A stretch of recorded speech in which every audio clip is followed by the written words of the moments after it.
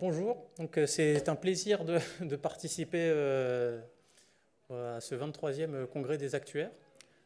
L'objectif de cette présentation, ça va être de vous présenter un panel de méthodes numériques pour le calcul du SCR en modèle interne. Durant cette présentation, on va vous présenter en fait différents cas d'usage. Un retour d'expérience de la part de Generali de la mise en place de méthodes de proxy robustes pour le calcul du SCR.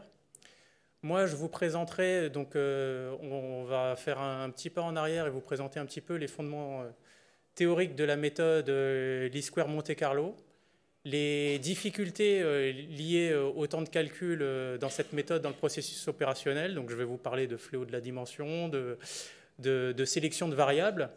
Et j'ouvrirai sur des applications plus récentes des réseaux de neurones pour le pricing de contrats d'assurance de type fonds euro. Et je dirai un mot sur les outils d'interprétabilité des modèles boîte noire pour essayer d'auditer un petit peu les réponses d'un modèle de machine learning générique. Et dans la dernière partie, Mathieu vous présentera ses travaux de thèse sur des méthodes agnostiques au proxy. Donc l'idée, c'est pas de faire de l'approximation fonctionnelle, c'est de faire du Monte Carlo intelligent pour réduire le temps de calcul et limiter tous les problèmes liés à la validation du proxy, au processus opérationnel, tout ça de façon automatisée grâce aux nouvelles architectures cloud et au GPU. Il en profitera donc pour vous montrer un petit peu des résultats numériques dans un vrai modèle ALM. Donc ça vous fait un petit peu un panel de ce qui va se faire. Donc sans plus attendre, je laisse la parole à Salimata sur sa partie.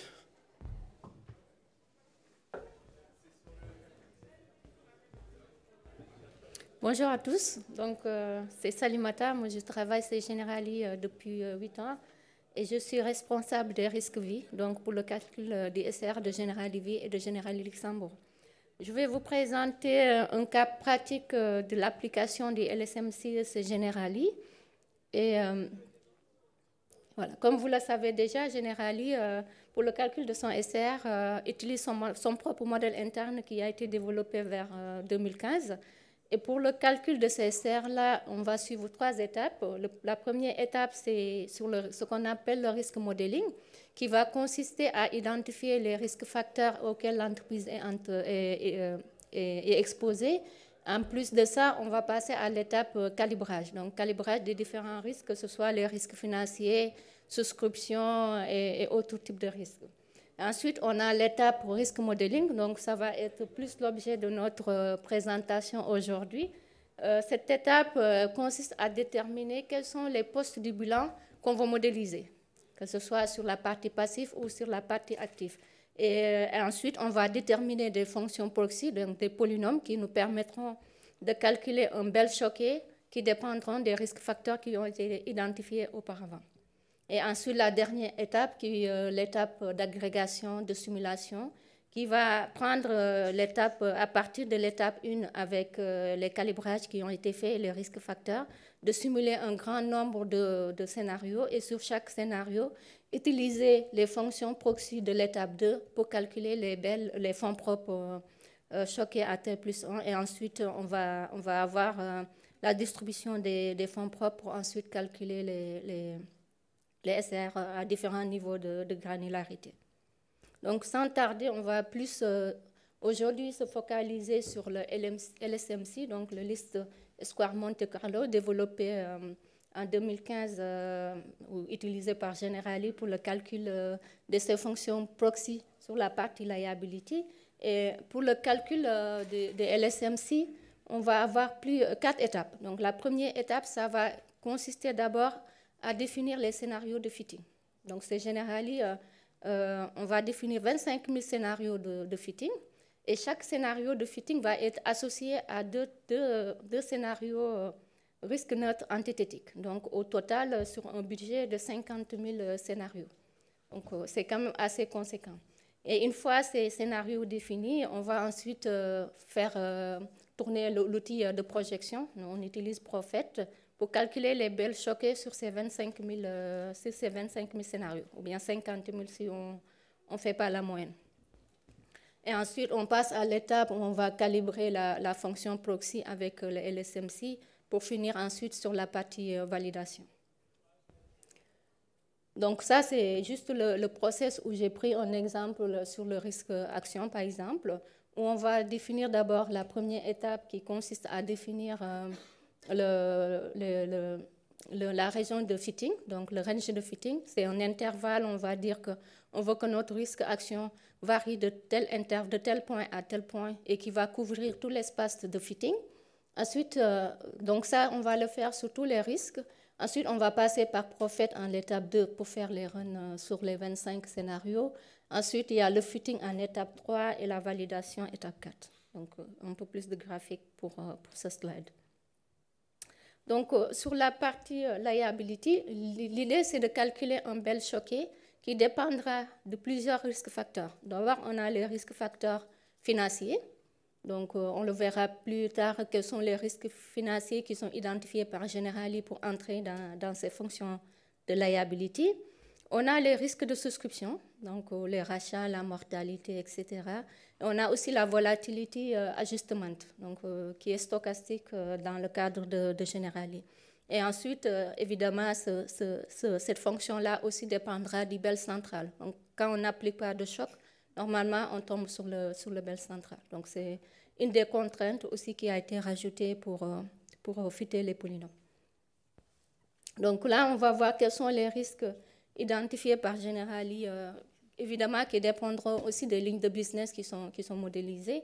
Et sur les risques financiers et crédits, on a l'évolution des actions. Donc là, la simplification, c'est qu'on a un seul risque facteur qui va représenter tous les indices qu'on peut avoir sur les risques actions.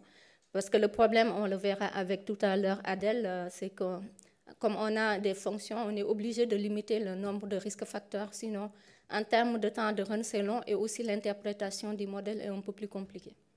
Et aussi sur le risque de taux, on a les 3 composantes, PC1, PC2, PC3. Sur le crédit, on a les évolutions des spreads et le crédit default qui sont mis ensemble. Et ensuite, on a le risque property et on a rajouté les 2 volatilités de taux et d'action. Sur les risques de souscription, donc pas de surprise, on a les rachats, sachant que quand on parle de rachat, on a déjà agrégé toutes les composantes, que ce soit le level ou la volatilité. On a pareil la longévité pour tout ce qui est retraite. On a la mortalité 4 qui sont modélisées séparément, c'est Generali. Les frais et sur la partie prévoyance, on a tout ce qui est risque santé et morbidité. Et ensuite, on a rajouté un dernier paramètre un peu plus récemment que les autres sur la volatilité ajustement, le stochastique. Et les postes passifs qui sont modélisés et sur lesquels on va déterminer un proxy, ça va être le BEL grosse de réassurance. Et sur la partie réassurance, on a fait le choix de séparer la réassurance cédée en externe à la réassurance cédée en interne pour des besoins de reporting.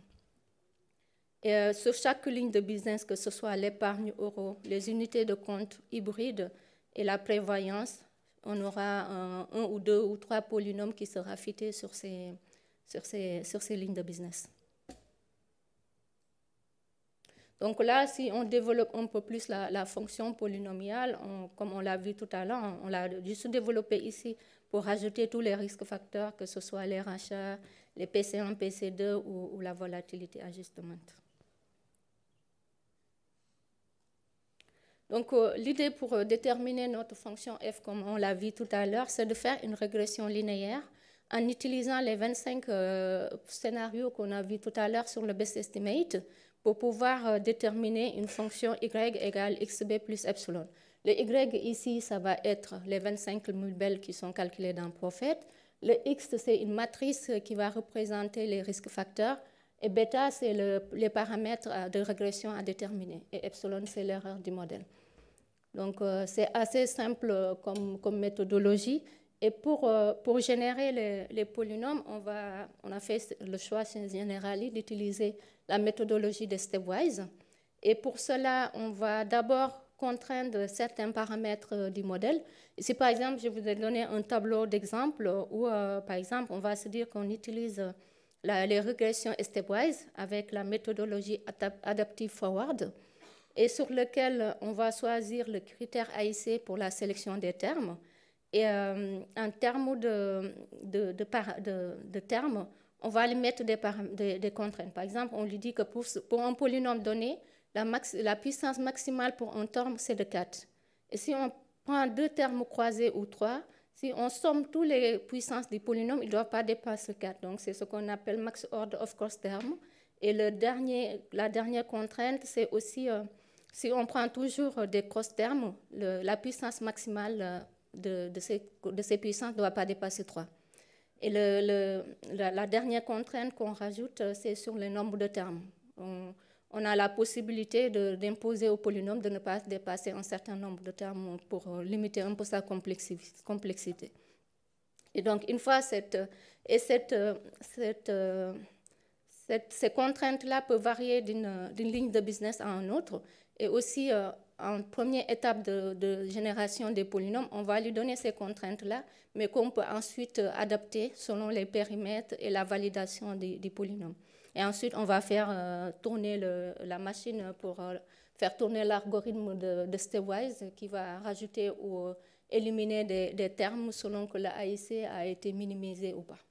Donc, et une fois le polynôme déterminé à cette étape-là, on va passer à l'étape validation. Et c'est généralement, on a 2 étapes de validation. On a une validation qu'on appelle ex ante, qui consiste, une fois que le polynôme est validé, on va choisir quelques points de validation. Donc, les points de validation, ça peut être de plusieurs natures. On a des points de validation standalone, on va regarder que le risque action ou on va regarder que le risque taux.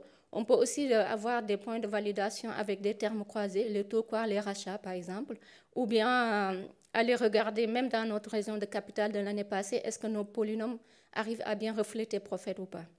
Et sur cette base de points, on va faire d'abord une inspection visuelle de nos polynômes, regarder pour chaque risque, est-ce que le polynôme arrive à bien refléter l'attendu par rapport à ce qui a été fité.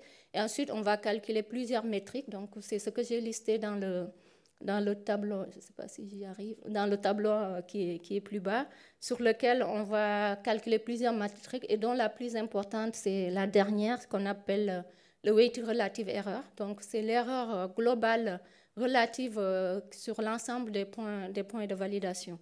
Et sur cette métrique-là, on va lui mettre des seuils qu'il ne faut pas dépasser pour valider le polynôme. Et ensuite, on calcule aussi pas mal de statistiques pour valider le polynôme, que ce soit pour regarder le signe des erreurs. Est-ce que c'est toujours positif, toujours négatif pour éviter des histoires de biais, et aussi des histoires d'overfitting ou underfitting. Et ensuite, une fois cette étape validée, passée, on va aller faire l'agrégation, comme je vous l'ai montré tout à l'heure sur le premier tableau.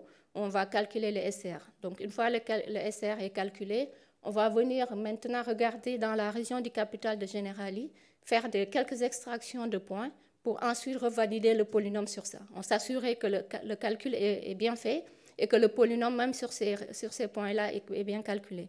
Et dans ce cas, on va extraire quelques points dans la région du capital sur lequel on va comparer la réponse du polynôme à profit. Et ensuite recalculer les mêmes paramètres que la validation ex ante pour le revalider une seconde fois. Cette étape de validation express va aussi servir à calculer l'erreur globale qu'on commet en utilisant les proxys. Parce que je ne l'ai pas dit tout à l'heure, mais généralement, que ce soit la partie asset ou la partie liability, on utilise des proxys, des fonctions polynomiales pour calculer le SR. Et ça veut dire que aussi on a des erreurs sous-jacentes à ces modèles-là. Donc, l'idée derrière la validation ex post, c'est aussi de calculer l'erreur globale auquel on nomme en utilisant des fonctions proxy. Je ne sais pas s'il me reste encore des slides. Et juste peut-être pour un retour d'expérience par rapport à tout ça rapidement sur la partie LSMC, c'est qu'il est très consommateur de temps. Vous l'avez vu, 25 000 scénarios fois de plus des points de validation, ça prend énormément de temps pour tourner dans Prophet. Et c'est général, en tout cas en France, on a fait le choix de limiter de choisir un LSMC2, donc ça veut dire de réduire un peu les scénarios sur les risques de souscription. Au lieu d'en avoir 25 000, on a un nombre beaucoup plus faible, ce qui nous permet de gagner un peu de temps, surtout pendant les périodes de clôture.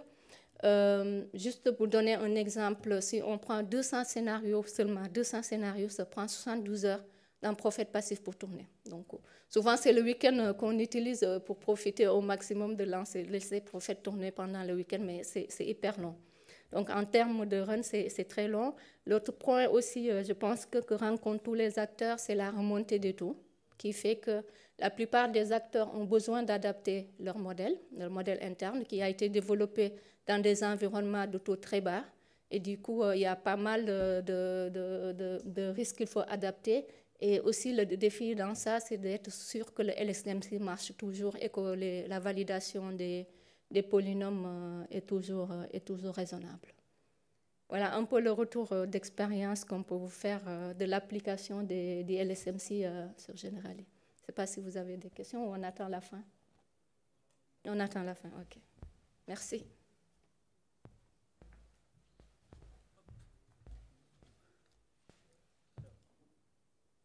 Donc, Salimata vous a fait son retour d'expérience sur la mise en œuvre opérationnelle des méthodes proxy. Moi, je vous propose de faire un pas en arrière et d'analyser un petit peu c'est quoi la méthode LSMC, pourquoi ça prend du temps, et ensuite d'essayer de présenter des méthodes alternatives basées sur des réseaux de neurones pour essayer justement de pallier au processus opérationnel complexe lié à la sélection de variables, etc. Et de vous présenter aussi des outils d'IA interprétables pour analyser la réponse du proxy, puisque quand on regarde les coefficients du proxy, on connaît la sensibilité aux facteurs de risque, etc. Comment on peut essayer de retrouver ça, entre guillemets, avec un réseau de neurones. Donc, pour commencer le contexte, donc, essentiellement, dans le cadre de calcul d'un SR en modèle interne, on doit calculer une value at risk sur les pertes du portefeuille, d'un portefeuille financier à horizon 1 an. Et le portefeuille financier, c'est le bilan ALM comptable de la compagnie. Et donc, la problématique qui s'insère, c'est un problème de double simulation, de Monte-Carlo dans du Monte-Carlo. Pourquoi? Parce qu'on va devoir simuler des environnements économiques à horizon 1 an. Donc, c'est une vraie partie forecasting. On est sous la proba historique, on cherche à forecaster des conditions économiques. Et pour chacune de ces conditions économiques, il y a la règle de market consistency qui me demande à ce que mon bilan d'assurance soit consistant avec les prix observés sur le marché. Et comme je n'ai pas de formule fermée pour l'estimation du best estimate de la compagnie, je dois refaire un Monte-Carlo pour chacun de ces scénarios. Et ensuite, classer les scénarios de fonds propres obtenus pour en déduire un quanti. Donc, évidemment, ça prend énormément de temps de calcul. Donc, comment faire pour réduire le temps de calcul? C'est d'utiliser un proxy. Alors, comment ça fonctionne? Essentiellement, on a un problème de double espérance imbriquée. Donc, ici, on va avoir en rose le X de taux ici qui correspond au facteur de risque à horizon taux égale 1 an. Donc, ça va être le niveau de l'action, le niveau des taux d'intérêt, etc., etc. L'espérance conditionnelle de Y sachant X taux, c'est le bilan, donc c'est si vous voulez, c'est les fonds propres de la compagnie en fonction de l'environnement économique. Et ensuite, la fonction G, c'est la fonction de seuil qui me dit si mes fonds propres tombent en dessous d'un seuil, donc par exemple les fonds propres négatifs, etc.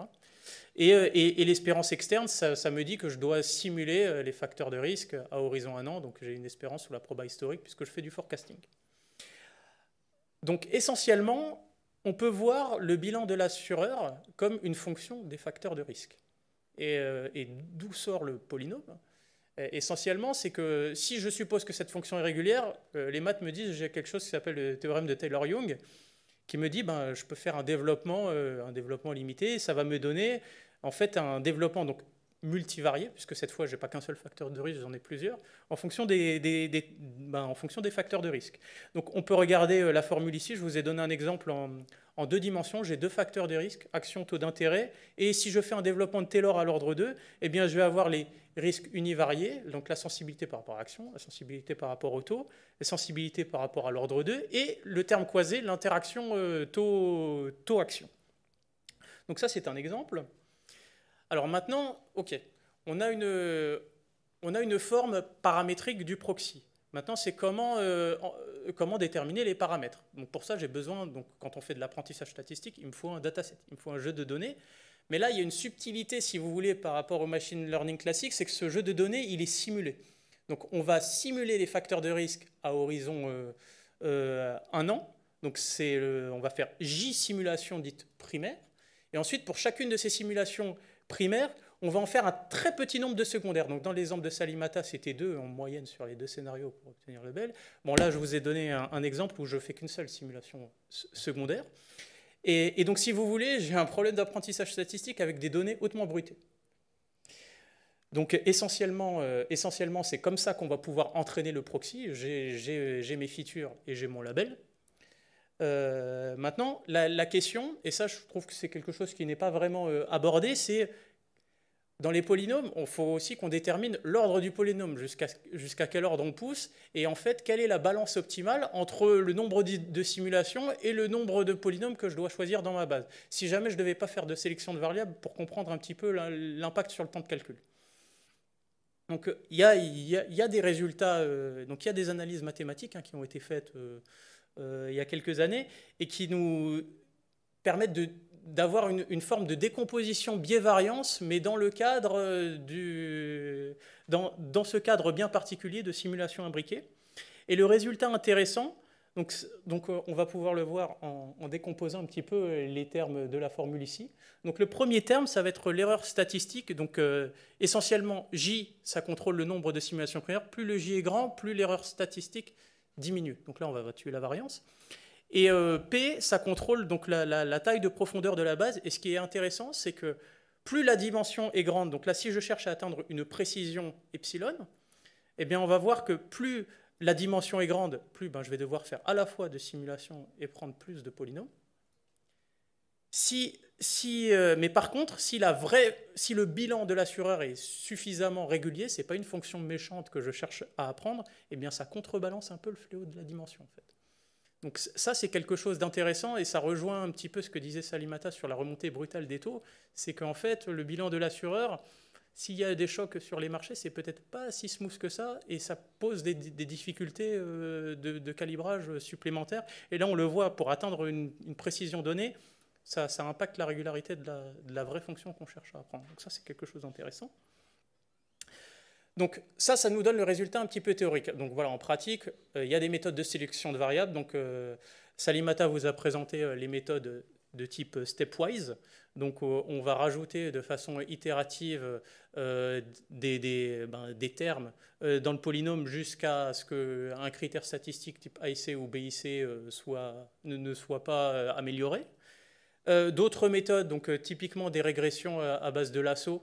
Donc le lasso pour la sélection de variables, c'est quelque chose de classique et ça permet de monitorer l'overfitting. Donc voilà, donc ça vous présente un petit peu le panel de ce qui se fait en pratique. Alors concernant la validation du proxy, donc Salimata vous a présenté un exemple de validation de proxy.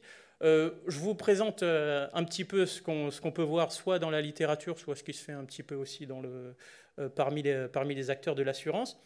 On trouve donc la génération de points de validation avec des suites à discrépance faible, donc type Sobol, etc. Donc je vous ai montré là sur le graphe ici, hein, c'est des points générés suivant la loi uniforme et d'autres des points générés avec des suites à discrépance faible. Donc typiquement, on recouvre mieux l'espace des facteurs de risque en utilisant des suites à discrépance faible. Donc, parmi d'autres méthodes, donc, il y a des générations des points dans la région à risque susceptible de déclencher le SCR, donc en prenant des résultats d'un exercice précédent. Les applications de choc et stress test, donc Salimata vous en a parlé, on va effectuer des stress univariés ou multivariés sur les facteurs de risque et ensuite recalculer le best estimate donc avec le modèle ALM, Prophet, ce que vous voulez, et comparer la prédiction du proxy sur ces points-là avec la vraie valeur de BE, obtenue en faisant un Monte Carlo complet. Et enfin, la dernière typologie de méthode, c'est d'utiliser l'échantillon Monte Carlo obtenu quand on a entraîné le proxy pour déterminer, donc on a un histogramme empirique et on peut définir des buckets des buckets quantiles et sélectionner quelques points dans ces buckets. On va faire tourner le modèle ALM avec beaucoup de simulations et on va comparer ça dedans. Donc ça vous donne un petit peu les métriques de validation. Donc ça, c'est la méthode LSMC traditionnelle. Maintenant, donc, ça a été très bien présenté par Salimata, il faut sélectionner les features, ça souffre du fléau de la dimension. Donc là, les réseaux de neurones sont devenus un petit peu l'approche de référence pour détecter des patterns dans des jeux de données très volumineux et en grande dimension. Donc l'idée, si vous voulez, c'est est-ce qu'on peut donner tous les features possibles, et si vous voulez, tout ce qui est termes croisés, c'est le réseau de neurones qui va l'inférer par lui-même. Et donc, on n'aurait pas toute cette partie de sélection de variables. Donc, typiquement, pour ce genre de problème où on doit prédire à la date finale, donc c'est un perceptron multicouche, typiquement, qui est utilisé. Donc, la couche d'entrée, ça va être l'ensemble des facteurs de risque que vous considérez dans votre modèle. Donc, à la fois les facteurs de risque économiques, souscription, etc., ou même des variables du modèle ALM, le taux de rachat à la date 1, ou même tout l'historique des taux de rachat, si vous voulez. Tout ça, on considère que c'est des features. Et on utilise, donc on a les couches cachées, et on cherche à prédire la variable fonds propres. Hop.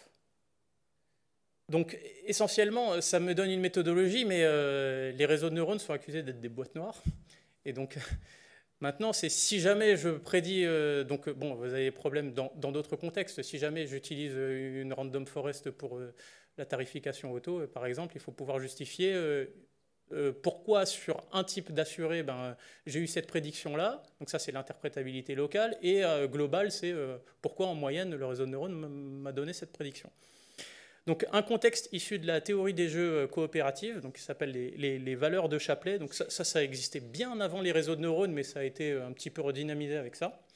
C'est une méthode, donc à la base, on va avoir un ensemble de joueurs, et vous voyez les joueurs comme les variables explicatives du modèle, les features, qui collaborent entre eux pour déterminer, pour atteindre une certaine récompense. Et si vous voulez, là, ma récompense, ce sera la prédiction du modèle. Et la question à la base, c'était comment attribuer de façon juste la récompense parmi tous les joueurs. Donc là, ça va être comment déterminer la contribution de chacun des features à la prédiction. Et donc, on va avoir deux objectifs. Ça va être déterminer les variables explicatives qui ont le plus d'impact sur le modèle, donc marginalement, mais également les effets d'interaction. C'est ça aussi qui est très intéressant. Donc, essentiellement, comment ça fonctionne ? Vous allez avoir, on va regarder la contribution de la coalition à la sortie du modèle. Donc, ici, on va avoir la contribution moyenne. Donc, ça, c'est la prédiction moyenne du réseau de neurones sur l'échantillon. Et là, c'est la contribution de la coalition. Donc, j'ai frisé la coalition à variable. Et puis ensuite, on a marginalisé suivant la coalition. Et puis, on calcule aussi la moyenne. Donc, ça me donne la contribution de la coalition. Ensuite, on regarde la variation de contribution en rajoutant un joueur à la coalition. Et on voit ce qui se passe.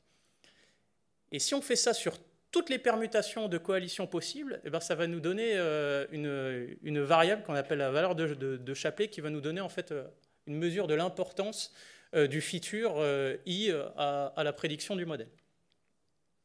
Alors, je vous donne une application en assurance. Donc là, il s'agit d'un portefeuille d'épargne type fonds euro, avec un taux minimum garanti, une option de rachat, participation aux bénéfices. Et on va analyser un petit peu les graphiques. Donc là, si vous voulez, j'ai uniquement la sortie du réseau de neurones. Je ne sais pas du tout ce qui a été fait dans le modèle. Moi, j'ai juste les sorties. Donc, essentiellement, ici, sur le graphe, là, c'est essayer de comprendre, par exemple, comment fonctionne le rachat massif dans le modèle. Donc, en abscisse, on va avoir la variable withdraw, qui est la variable rachat. En ordonnée, vous allez avoir la valeur de Shapley. Et en couleur, ça va être la valeur des taux pour ce scénario. Et donc, ce qui est intéressant, c'est qu'on voit que les rachats, les rachats ici, ils sont très élevés quand les taux ils ont remonté très, très brutalement, en fait. Donc, on le voit bien ici. On le voit aussi au niveau des prix des obligues. C'est là où les prix des obligues ont chuté.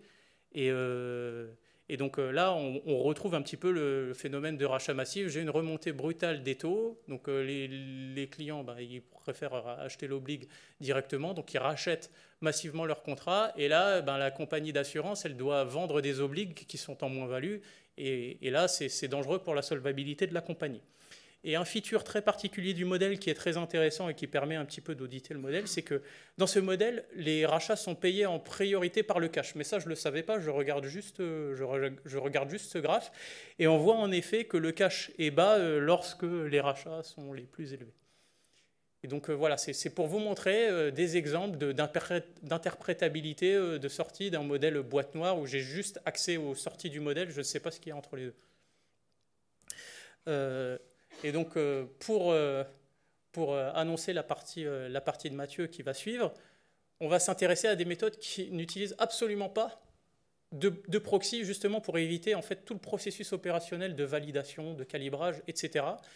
Et d'utiliser un petit peu les nouvelles infrastructures cloud disponibles sur Azure, etc., le GPU, la parallélisation, pour obtenir une estimation du SCR qui soit, entre guillemets, d'une esti de Monte-Carlo, mais faisable. Mathieu, je te laisse.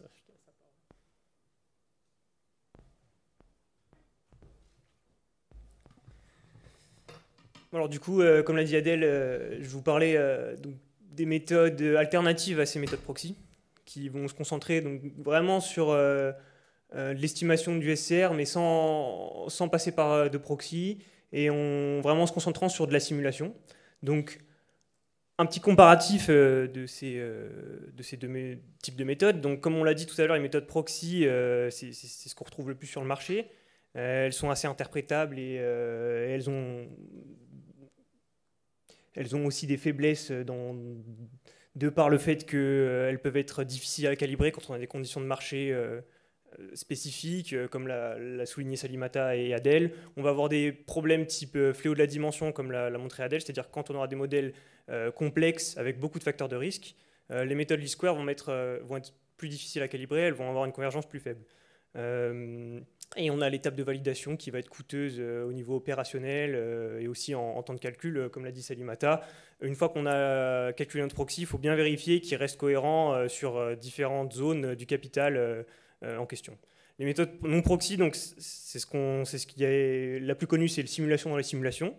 Et moi, je vous parlais aussi donc d'une extension de cette simulation dans les simulations, qui est le Monte Carlo multilevel. Donc c'est des méthodes qui sont moins populaires sur le marché, notamment parce qu'elles demandent souvent des infrastructures de calcul assez importantes. Mais elles ont une force qui est, premièrement, elles profitent très bien du calcul parallélisé, parce qu'en fait, les méthodes Monte Carlo, c'est finalement des moyennes, et ces moyennes-là, on peut les faire facilement sur plusieurs unités de calcul, donc que ce soit des GPU, des CPU, donc ça peut vraiment aider à accélérer le processus. L'autre grande force, c'est que c'est des approches type non paramétriques, dans le sens où elles ne font pas d'hypothèse sur la forme du proxy. Sur la forme de la fonction réponse, parce qu'on va directement inférer, en fait, on va directement utiliser les propriétés des estimateurs Monte Carlo pour se passer de ce proxy. Et donc elles peuvent être robustes dans des situations où on a beaucoup de facteurs de risque, par exemple, ce qui peut être utile. Donc, comme je vais vous parler de Monte Carlo multilevel par la suite, je me permets de reparler un petit peu du simulation dans les simulations. Donc, comme l'a dit Adèle, on a une première étape où on simule des conditions, on forecast des conditions de marché donc sous probabilité monde réelle. Donc on va chercher à avoir une première étape donc de forecast, et sur la deuxième étape, on va donc simuler des trajectoires risque neutre ou qui vont être utilisées pour calculer le bilan de l'assureur en fonction des différentes conditions économiques qu'on a forecastées.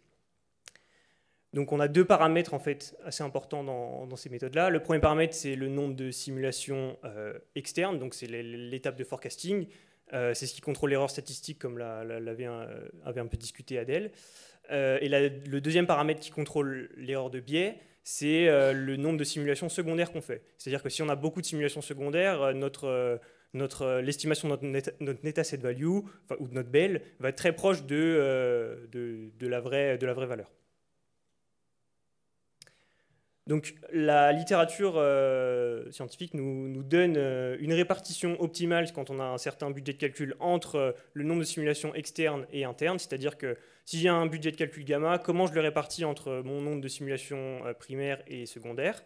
Eh bien, en fait, on a que les résultats nous disent que quand on a un budget de calcul assez conséquent, on va devoir donner plus de simulations primaires que secondaires. C'est-à-dire qu'on va forecaster beaucoup de simulations primaires et un peu moins de simulations secondaires.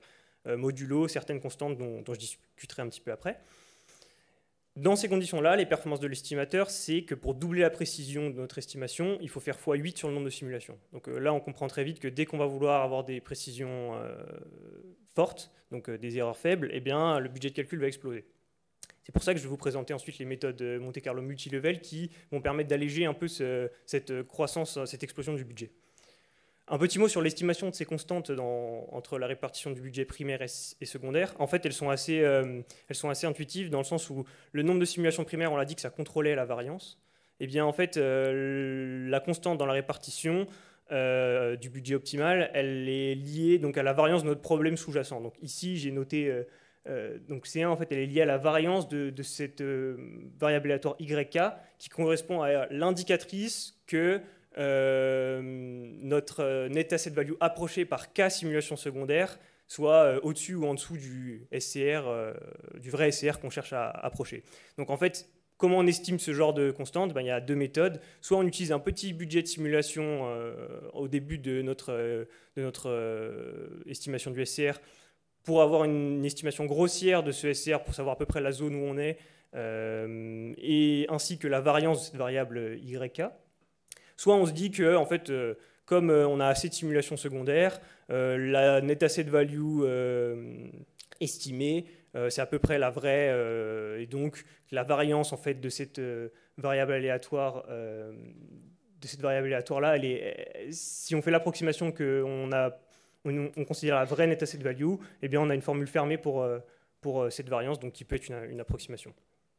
Pour la constante dans les simulations internes, eh bien, en fait, elle est liée, elle, à la décroissance du biais des approximations, c'est-à-dire que plus le biais décroît vite quand on augmente le nombre de simulations K, plus cette constante va être faible, ce qui est assez logique, c'est-à-dire que si ça décroît assez vite, eh bien, on aura moins besoin d'utiliser beaucoup de simulations secondaires. Donc on peut aussi utiliser, pour estimer cette constante, un petit budget de simulation pour estimer cette décroissance du biais. Et donc, un exemple dans un modèle jouet de performance du simulation dans la simulation. Donc là, on a testé 3 types de simulation dans la simulation. Donc en vert, c'est une mauvaise répartition du budget, c'est-à-dire qu'on va mettre plus de simulations externes qu'internes. Et donc, alors comment on lit ce graphe que j'ai mis sur le côté? En abscisse, on a une mesure en fait, de l'erreur qu'on fait sur le SCR qu'on estime. Et en ordonnée, c'est le nombre de simulations qu'on a dû utiliser pour atteindre cette précision. Donc plus on se rapproche des erreurs faibles, plus le nombre de simulations augmente. Donc on voit que la courbe verte, elle augmente très très très vite. Donc c'est le cas où en fait on se trompe dans la répartition du budget. On voit que le budget explose pour des précisions beaucoup plus rapidement en tout cas que les deux autres estimateurs, pardon. Et donc en orange, on a fait l'estimateur avec la bonne répartition du budget, mais pas d'estimation de constante. Et en bleu, on a utilisé du budget pour estimer ces constantes. Et on peut voir notamment donc, que la courbe bleue est toujours en dessous de la courbe orange, ce qui veut dire en fait que l'estimateur où on a cherché à estimer les constantes performe mieux que l'estimateur naïf. Et on peut voir que sur les précisions de calcul les plus importantes, donc là c'est en échelle logarithmique, on va avoir du 2 à 3 fois le nombre de simulations pour l'estimateur naïf, là où on n'a pas estimé les constantes. Donc, conclusion, une mauvaise répartition du budget entre externe et interne, ça donne des résultats catastrophiques, et l'estimation des constantes peut être intéressante pour ce type d'approche. Donc maintenant, je vais vous parler donc du Monte Carlo multilevel, en fait, qui est une extension du simulation dans les simulations, c'est-à-dire que au lieu de considérer qu'un seul niveau d'approximation, donc un niveau d'approximation, c'est un nombre de simulations secondaires. Donc ici, au lieu dans la simulation dans la simulation, on considérait qu'un seul niveau d'approximation. Ici, on va en considérer un nombre L, c'est pour ça que ça s'appelle multilevel. Donc le premier niveau, qui est le niveau d'estimation le plus grossier, on va avoir un certain niveau K1 de nombre de simulations secondaires, et à chaque fois qu'on monte dans un niveau, on double le nombre de simulations secondaires. Donc quand on monte dans les niveaux, eh bien, on va avoir une qualité croissante d'approximation, mais aussi un coût de calcul croissant. Et donc l'idée du Monte Carlo multilevel, c'est de se rendre compte qu'en fait, donc Donc la distribution de notre net asset value, on l'approche par la distribution de la net asset value approchée par K grand L simulation secondaire, donc c'est le niveau le plus fin avec la meilleure approximation mais aussi la plus chère. Eh bien, quand on travaille avec un simulation dans les simulations, on travaille directement sur cette quantité-là. Mais avec le Monte Carlo multilevel, on va introduire tous les autres niveaux d'approximation, donc les plus grossiers mais aussi les moins chers, en remarquant juste qu'on peut faire une somme télescopique en fait, qui fait intervenir donc un premier niveau d'estimation, puis des niveaux supérieurs de correction de biais. En fait. C'est-à-dire que le premier niveau, c'est très grossier, mais ça nous permet de faire le gros de l'estimation, et les niveaux supérieurs, ils vont être plus chers et plus fins, ce qui va nous permettre de nous corriger le biais qu'on a introduit. Et donc, on peut aussi introduire des poids dans cette somme télescopique pour réduire encore, pour augmenter les performances. Et donc, on a notamment des répartitions de budget. La littérature nous donne des répartitions de budget optimales entre simulation externe et interne, combien de niveaux on prend.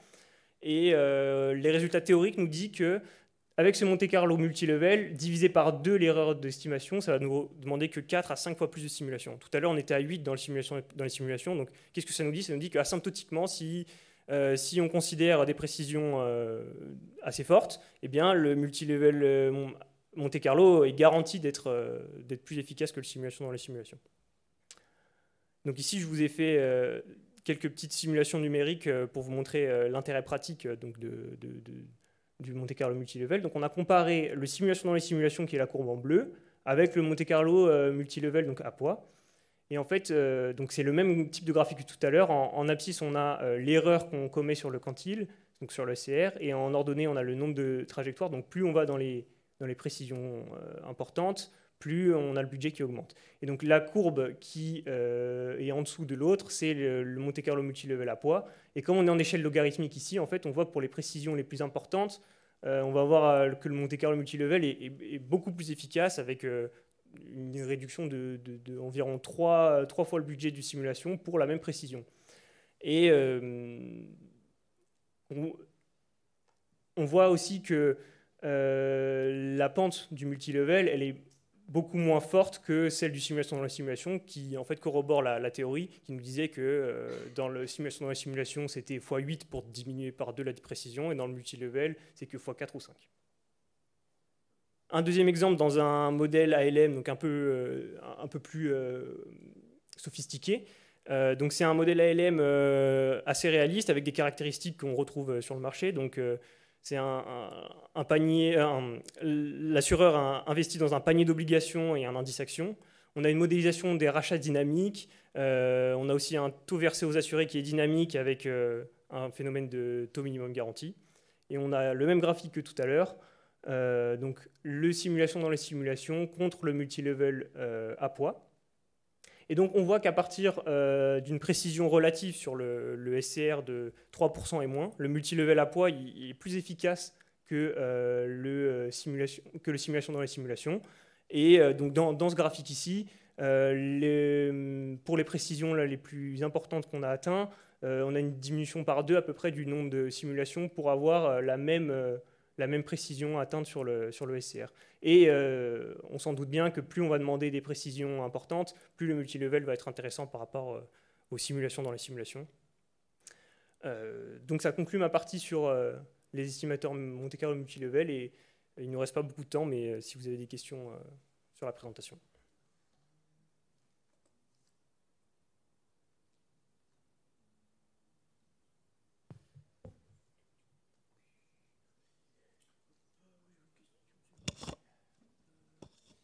Ouais, merci pour la présentation, qui était très intéressante. J'avais une question sur les valeurs de Chapley. Quelle méthode d'approximation avez-vous utilisé pour les calculer? Est-ce que c'était long en temps de calcul? Oui, alors en effet, l'estimation des valeurs de Chapley, c'est assez coûteux en utilisant. Alors là, j'ai fait la méthode brutale Kernel-Chap ici. Et pour réduire le temps de calcul, donc, on a sélectionné des points en faisant du clustering pour sélectionner les points qui représentaient le plus la distribution et calculer les valeurs de Chapley pour ces points-là. Ok, d'accord. Et le fait est-ce que là, les variables que vous avez, il y a quand même de la dépendance entre les variables, j'imagine, non? Oui, oui, oui. Est-ce que ça pose pas un problème? Parce que les valeurs de Chapley, quand il y a la dépendante, est-ce que ça pose pas des problèmes, là, les méthodes de base ou... Alors, c'est une bonne remarque. Chapelet, c'est pas la panacée des méthodes. Là maintenant, on s'intéresse plutôt aux approches de type causal pour passer encore au niveau au-dessus. Donc, soit on a un expert, on se donne une structure de graphe causal pour les relations entre les variables, et ensuite faire des tests de réfutabilité de cette hypothèse causale pour ensuite donner ces trucs-là. Donc ça c'est des trucs qu'on est en train d'investiguer. Mais sinon, oui, sur le CHAP, c'est pas parfait, mais c'était quand même intéressant de le mettre pour voir qu'on était quand même en capacité de retrouver, d'un point de vue macro, les rachats, les effets de rachat massif et aussi les effets d'interaction via les graphes que je vous ai montrés. D'accord, ouais, merci.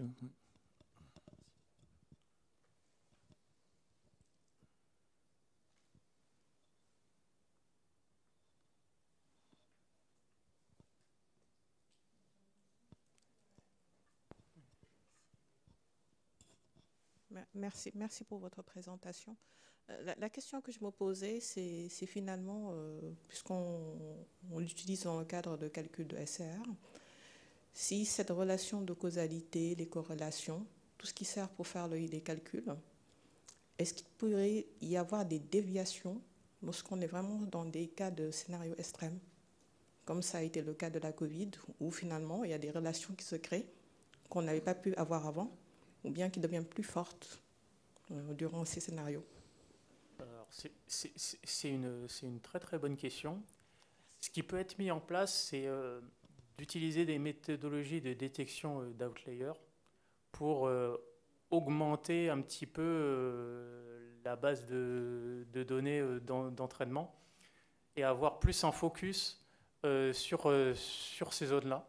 Donc on pourrait utiliser, c'est ça, donc il y a un panel de méthodes, isolation forest, ce que vous voulez, pour détecter des outliers et à ce moment-là concentrer un petit bout des simulations dans ce point-là pour que, entre guillemets, l'algorithme soit un petit peu plus aware que ce qui a été fait juste avec un calibrage du GSE sur des conditions plus normales. Bon, on pourrait faire ça.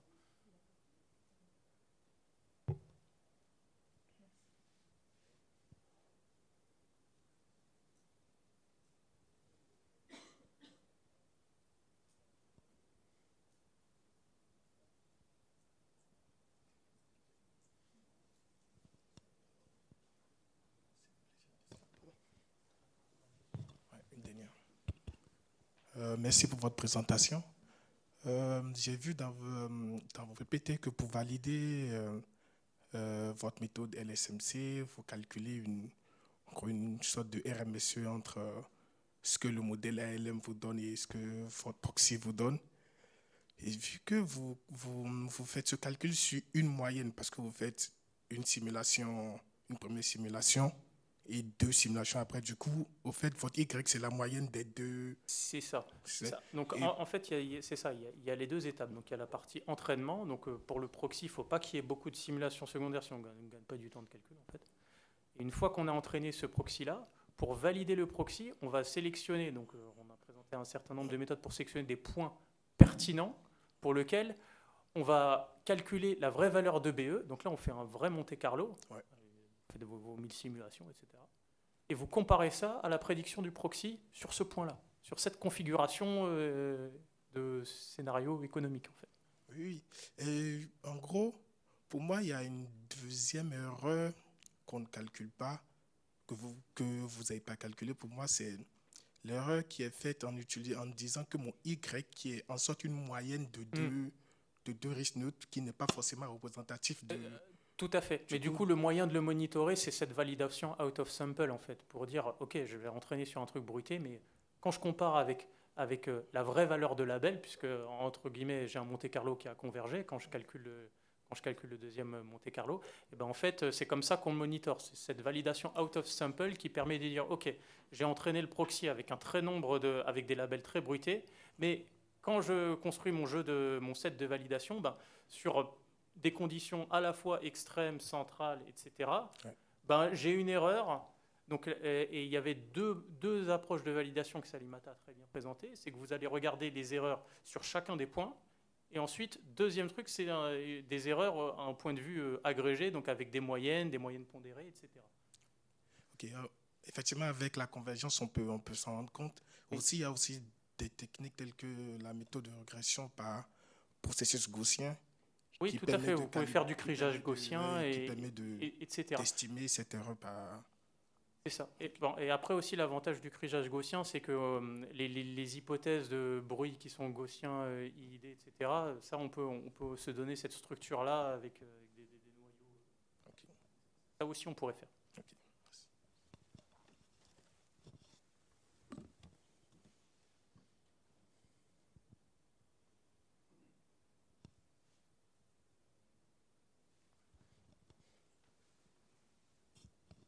Merci pour la présentation qui est très claire. Moi, personnellement, je ne connais vraiment pas très bien cette partie, surtout ce qui est de Monte-Carlo. J'ai juste une petite remarque, c'est que je voudrais savoir, quand on calcule un BE choqué à la variation des taux, quels sont les facteurs qui sont pris en compte? Est-ce que c'est que la variation des taux, aussi tout ce qui est de variation implicite des taux? Parce qu'en fait, en état actuel, justement, on voit un cas concret, en fait. Sur un portefeuille avec une gap duration qui est égale à 0, on est censé d'être plus exposé à la variation des taux. Ce qui est paradoxal, c'est en réalité, on a bien un niveau de SR taux assez élevé. Donc, je ne sais pas du coup, en fait, est-ce que c'est lié avec la calibration ou il y a un petit souci dans le modèle ou peut-être il y a d'autres explications? Je pense que c'est généralisé. En tout cas, quand on parle de risque de taux, on a les composantes qu'on a vues, PC1, PC2, PC3, mais on a aussi la volatilité de taux qui joue. Et le risque de taux, soit on est exposé à la baisse des taux, soit à la hausse des taux. Ça dépend des conditions de marché, des rachats dynamiques qu'on a dans le modèle, etc. Dire que le modèle de taux, je pense que ça ne va jamais donner un zéro, parce que si on est exposé à la baisse des taux, on a toujours des TMG qui sont dans nos modèles, qui fait qu'on n'aura jamais un SR de taux zéro. Donc, dire qu'on a un gap de duration nul, on devrait avoir un SR qui est presque nul. Pour moi, ce n'est pas évident, parce que quand tu es exposé à la baisse des taux, c'est plus tes TMG qui vont jouer. Quand tu es exposé à la hausse des taux, c'est plus tes rachats dynamiques qui vont venir faire que quand tu choques à la hausse des taux, tu as plus de rachats dynamiques dans le modèle. Donc, même si le gap de duration est proche de 0, c'est très difficile quand même de dire que je vais retrouver avec un SR nul. Parce que des deux côtés, il y a un SR qui va dominer. Merci.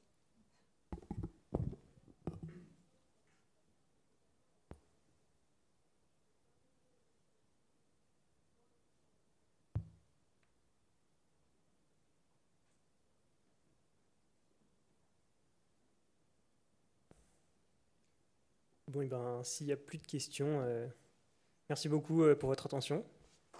Merci.